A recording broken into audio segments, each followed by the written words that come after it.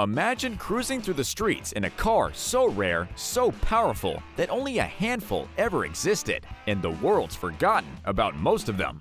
These aren't your typical supercars. We're talking about the hidden gems of the 80s, the ones that slid under the radar but still defined an entire era of automotive performance. But why have they been nearly forgotten today? Were they ahead of their time, or just too strange to catch on? Stick around to discover 8 super rare supercars of the 80s that you probably didn't even know existed. Number 8. The Lamborghini Countach LP5000 QV. The Lamborghini Countach LP5000 QV is a car that truly defined an era of wild, wedge-shaped supercars. And it all started with a bold decision. Marcello Gandini, tasked with replacing the legendary Miura, decided to break away from the flowing lines and compact V12 engine of the past. Instead, he sketched out a futuristic wedge design that could change Lamborghini's direction forever. But how do you think the car got its unique name? Well, when Ferruccio Lamborghini first saw the prototype, he reportedly said "Countach" in astonishment, a word used in the Piedmontese dialect to describe something amazing or beautiful. And just like that, the car had its name. Debuting at the 1971 Geneva Motor Show, the Countach prototype was powered by a powerful 5-liter V12 engine mounted in a unique longitudinal layout. This was a huge shift from the Miura's Traverse engine, and it gave the Countach a whole new driving dynamic. The gearbox was cleverly positioned in front of the engine to balance the weight, which was a bold engineering choice that became a Lamborghini hallmark. But as with many prototypes, things didn't always go smoothly. During a high-speed test, that original 5-liter engine didn't hold up and self-destructed. So, when the production Countach LP400 came out in 1974, it featured a smaller 4-liter engine with a stronger tubular frame, and the rest is history. Now, here's where it gets fun. Over the next 2 decades, Lamborghini kept evolving the Countach. By the mid-1980s, they had added flares, spoilers, and most importantly, more power.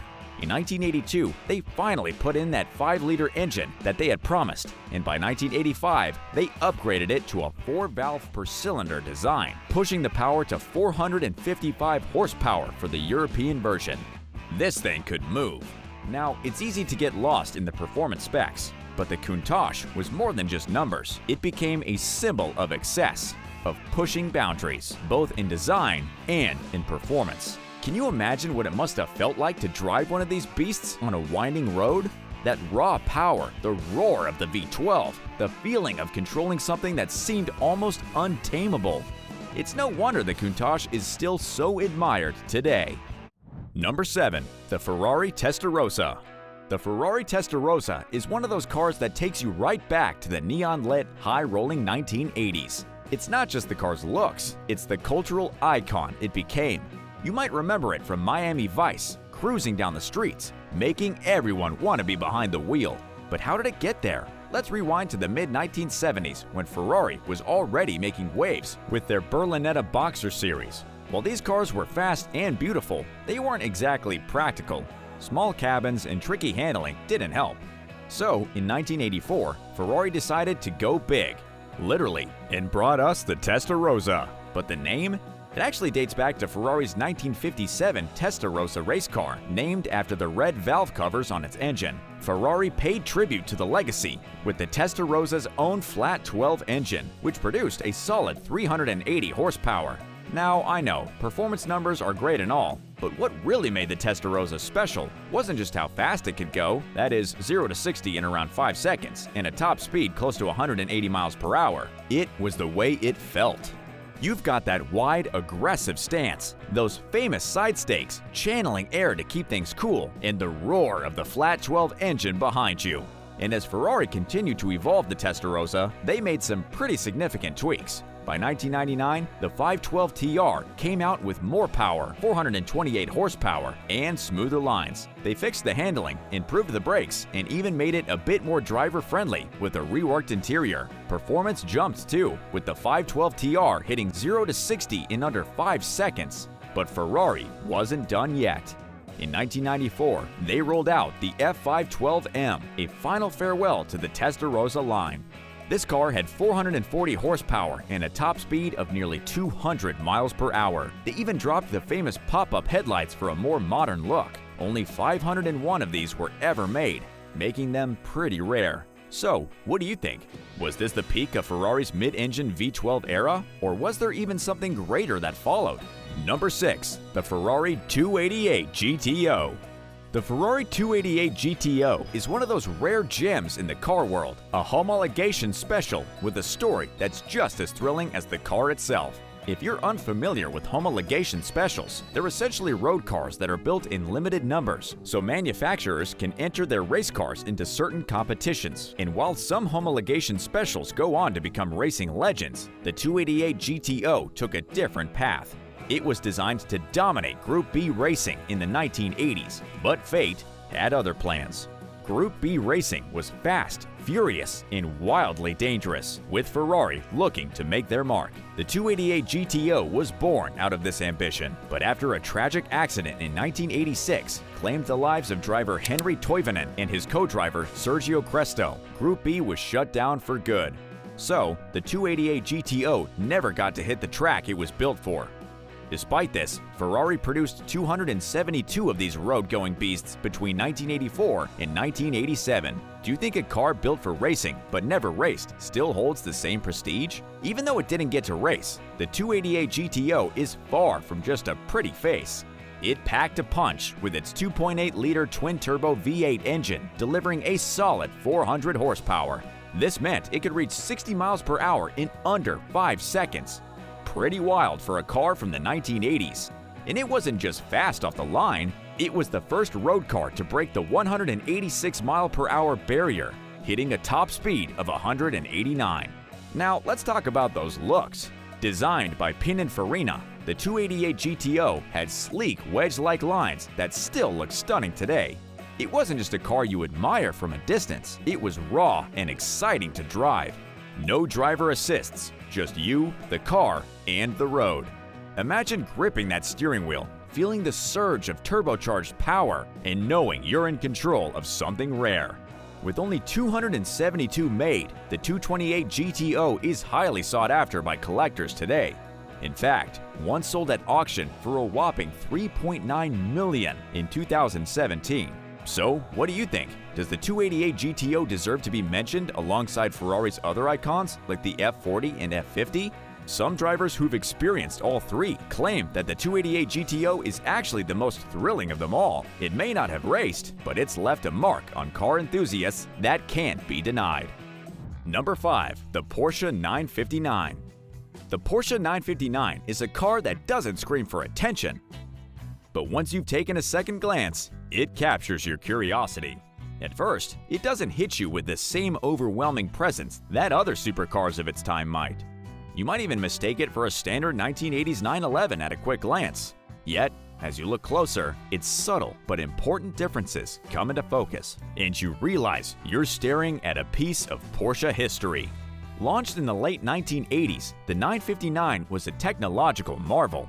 Less than 300 were made, which adds to its mystique. And with each sighting, the car reinforces its legacy. On the surface, its design shares similarities with the G-Body 911, but it pushed Porsche into a new era of sleeker, more aerodynamic lines, an aesthetic that would influence future models like the 993, the Panamera, and even the Cayenne. Stepping inside, the 959 feels very much like a typical 1980s Porsche. Bare bones and built for enthusiasts who cared more about the driving experience than luxury interiors. But once you take it on the road, the 959 shows you why it's considered revolutionary. The 959's 2.85-liter twin-turbocharged flat-six engine, with its smooth delivery of power, showcased what the future of high-performance driving could be. Despite being from an era known for turbo lag, the 959 managed to offer a power delivery that felt ahead of its time, combining a punchy low end with a top-end rush that would still compete with today's supercars. It could sprint from 0 to 60 in 3.9 seconds, not earth-shattering by modern standards, but still impressive. And its top speed was more than enough to keep you glued to the back of your seat. What really set the 959 apart, though, was its advanced four-wheel drive system. This electronically controlled system could shift power between the front and rear wheels dynamically, providing not just traction when needed, but also enhance the car's handling. Unlike many all-wheel drive systems of its time, this one was constantly adapting, even when conditions were perfect, making the car feel balanced and predictable on the road. Considering its era, the 959 was surprisingly light, weighing in at under 3,200 pounds. For a car loaded with such complex machinery and without modern composite materials, that's quite an achievement. It weighed about as much as a BMW E36 M3, yet it delivered far more performance and technological experience. Number 4. The Ferrari F40. The Ferrari F40 isn't just another Ferrari, it's one of those cars that's left a lasting mark on the automotive history. In 1987, Ferrari dropped a bombshell with a supercar that changed the game for performance cars forever. The F40, in a way, is the very definition of Ferrari's wild, rebellious side. Now, if you love fast cars, you'll want to know that the F40 was the latest model overseen by Enzo Ferrari himself. That's right, he was 88, battling illness, and still had a hand in shaping this beast. But what makes the F40 so special? Well, let's travel back to its roots. It was born from a project based on the Ferrari 288 GTO, a car that was originally meant for Group B racing, which got canceled. So, imagine the F40 at this evolution, taking lessons from that race car and making them even more extreme for the street. You had a 2.9-liter V8 with 2 turbochargers, pumping out 478 horsepower. In today's terms, that might sound average, but back then, it was jaw-dropping. And to make it even more exciting, it weighed under 3,000 pounds. Push that gas pedal and it rocketed from 0 to 60 in just over 4 seconds. So, want to take a wild guess at how fast this beast could go? Well, it shattered the 200-mile-per-hour barrier. The F40 was the first production car to hit that mind-blowing speed. Do you think that record-breaking moment was the key to solidifying the F40's place as one of the greatest supercars of all time? Now, its design wasn't just for show either. With a body made of Kevlar and carbon fiber and aerodynamics that looked straight out of a fighter jet, the F40 was all about performance. The car was built for pure driving pleasure. Inside, everything was stripped down to essentials. You'd only find an air conditioner to keep things cool because, well, it's still a Ferrari. But the real thrill, the turbocharged power delivery could be unpredictable, even for seasoned drivers. The F40 was known for being a bit wild at high speeds, and many drivers found themselves wrestling with its power. F1 driver Gerhard Berger even once described nearly losing control at 120 miles per hour because of it. Now, with only 1,311 units made, and a price tag that starts around $400,000, the F40 quickly became an icon. Today, some of these cars fetch millions at auctions. Do you think it's rarity and legacy to justify those eye-watering prices? Number 3. The Vector W8. The Vector W8 is often the hidden gem of 1980s American supercars. You've probably never heard of it, but once you know its story, you'll never forget it. This car was a pure product of the American dream and outlandish vision that pushed the limits of speed, design, and luxury. But here's where the twist comes in. Despite its mind-blowing performance and radical design, the Vector W8 was never really meant for the masses. In fact, it was never meant to be a luxury supercar. Jerry Wiegert, the mind behind the Vector, had been dreaming of a groundbreaking supercar since 1971. Over the next 2 decades, his vision evolved into the Vector W8, which finally hit the streets in 1990. It was a car that had an incredibly long development period, but this wasn't due to lack of ambition. Wiegert was simply uncompromising. He wanted the Vector to be the best, borrowing heavily from aeronautical engineering. The W8 was packed with top-notch technology, having features like aircraft-grade wiring and fire extinguishers, plus a robust 6.0-liter twin-turbocharged V8 engine that could crank out 625 horsepower and 630 pound-per-feet of torque. This impressive powertrain enabled the car to reach a top speed of over 200 miles per hour and hit 0 to 60 in about 4 seconds. Yet, despite this performance, the car was equipped with a 3-speed automatic transmission rather than a traditional manual, which was unusual for a supercar. However, all this innovation came at a cost. $450,000 to be exact, and the supercar world wasn't ready to part with that kind of cash. Wiegert's refusal to compromise on quality led to high production costs, and when the W8 was tested, things went embarrassingly wrong. Transmission issues and overheating plagued the prototypes, and though others later praised the car, it was too late. Public confidence had been shaken. Adding to the bad press, tennis star Andre Agassi filed a complaint when the carpeting in his W8's trunk melted due to an overheated exhaust. Despite Wiegert's defense, Vector's reputation took a hit, and by 1993, the company went into receivership after producing just 17 W8s.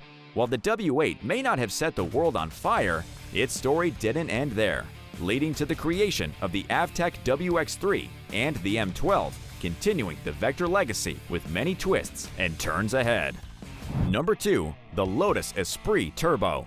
Let me take you back to 1976, the year the Lotus Esprit made its grand entrance. Now, if you've ever seen The Spy Who Loved Me, you'll instantly recognize the Esprit as James Bond's ride of choice. And that movie gave it a legendary status. From then on, this sleek sports car was etched into pop culture, and even today, it's one of those cars people can't stop talking about, even when they think of iconic movie cars. But let's rewind a bit. When the Esprit first launched, it had this striking design, a sharp, angular look like it was carved from a block of paper. The design was the brainchild of Giugiaro, with finishing touches by Lotus's own Oliver Winterbottom. It wasn't just a pretty face though. Lotus built the Esprit with a super strong backbone chassis, something Lotus fans knew well. The early versions even had tartan patterned seats, pretty bold for the time. Now, here's where it gets interesting. Lotus didn't waste time evolving the Esprit. Just a year after the original hit the streets, they rolled out the Esprit S2. It had some cool upgrades, like redesigned wheels and added spoilers for better aerodynamics. They also tweaked the engine over time, giving it a bit more punch, especially with the Series 2.2 that came out in 1980. But there was one particular feature that got people talking. What do you think it was? Well, it was the Esprit Turbo in 1981 that really kicked things up a notch. This version came with a 2.2-liter turbocharged engine that packed 210 horsepower, taking the Esprit into true supercar territory. With a top speed of over 150 miles per hour, it became the poster car for a generation of speed lovers. And let's not forget its second James Bond appearance in For Your Eyes Only. By 1987, Peter Stevens gave the Esprit a modern facelift, and that led to more versions like the S4, Sport 300, and GT3, each adding their own flavor to the Esprit legacy. But the real power punch came in 1996 with the Esprit V8. This beast had a 3.5-liter engine that could take you from 0 to 60 in under 5 seconds. Now, for all you car lovers out there, what do you think? Does the Esprit's long evolution make it one of the greatest British supercars of all time? It sure had the performance and the style to make a lasting mark in automotive history. Number 1. De Tomaso Pantera GT5. Let me take you back to 1980 when De Tomaso shook things up at the Turin Motor Show by unveiling the Pantera GT5. It had big, brawny wheel arches, deep side skirts, and massive spoilers. It was a car that looked like it was ready to tear up the road. The Pantera GT5 was built for the time, tapping into the trend of aggressive styling, and it sure grabbed the attention. Plus, De Tomaso was one of the first to jump onto the low-profile tire trend, thanks to Pirelli's revolutionary P7 line. What made the Pantera GT5 special? It was like the everyman's version of the Lamborghini Countach. Sure, the Countach had a fancy V12 engine with tons of complexity, but the Pantera kept things simple with a Ford V8. This meant that any decent mechanic could work on it. No need for a specialized Italian team. That was a big deal back then, because it made the Pantera more affordable and easier to maintain without sacrificing that supercar performance. Now, let's talk about the GT5's evolution. While the car was a hit for a time, its somewhat clunky body additions began to look dated as the years went on. So, De Tomaso gave the Pantera another facelift in 1984, introducing the GT5S. This version kept all the aggressive styling of the GT5 but cleaned it up with smoother all-steel bodywork. Everything looked more refined. The wide fenders, side skirts, and deep front spoiler were all integrated into the car's design much more seamlessly. Underneath, the GT5S kept the same robust engineering, a 5.7-liter Ford Cleveland V8 engine, cranking out 350 horsepower. That engine was all about raw power, and with a 5-speed ZF gearbox, this machine was built for speed. It also had a strong suspension setup designed by Giampaolo Di Lara, giving it fantastic handling for such a muscular car. The interior? It was a big step up from the original Panteras. Gone were the cheap materials of the early days. Instead, you got leather everywhere. On the seats, the dash, the doors, it was a much more luxurious place to be. But in true Pantera fashion, some of the old Ford switchgear remained, keeping a bit of that raw, old-school charm. Now, here's a question for you. Do you think the Pantera GT5S deserves to be in the same conversation as the Lamborghini or Ferrari?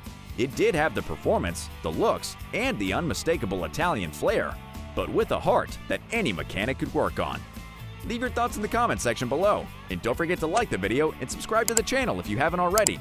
Thanks for watching. We'll see you guys soon.